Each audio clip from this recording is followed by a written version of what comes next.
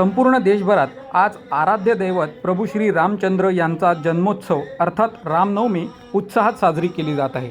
जळगाव शहरात देखील मध्यवर्ती भागात असलेल्या चिमुकले राम मंदिर परिसरात श्रीराम जन्मोत्सवाचा उत्साह दिसून आला। यावेळी प्रभू श्री रामचंद्रांच्या पाळण्याला सजवण्यात आले होते। यावेळी आमदार राजूमामा भोळे, महापौर दीपमाला काळे, पोलीस अधीक्षक डॉक्टर महेश्वर रेड्डी यांनी प्रभू रामचंद्रांच्या पाळण्याला झोका दिला। यावेळी महिलांनी पारंपरिक पद्धतीचा पाळणा देखील गायला। भक्तांनी यावेळी दर्शनासाठी मोठी गर्दी केली होती।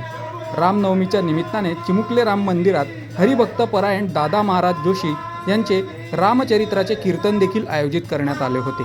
कीर्तनाला अनेक भक्तांनी आवर्जून उपस्थिती दिली। यावेळी जय श्रीरामच्या घोषणांनी मंदिर परिसर दणाणून निघाला होता। तर माणसाचा घाम काढतो आणि घाम गेलं म्हणजे शरीरातलं जडत्व कमी होतं, कुबुद्धी कमी होते। हल्ली कोणी घाम गाळायलाच तयार नाही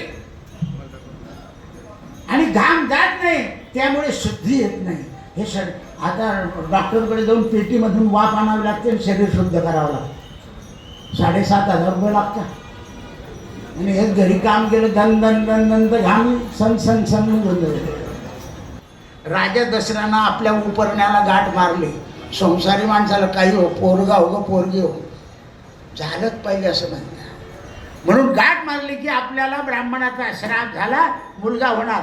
दशरथ राजा घरी आले, वशिष्ठांना सांगितल्याबरोबर वशिष्ठ म्हणाले, तो ब्राह्मण काय म्हणाला रे?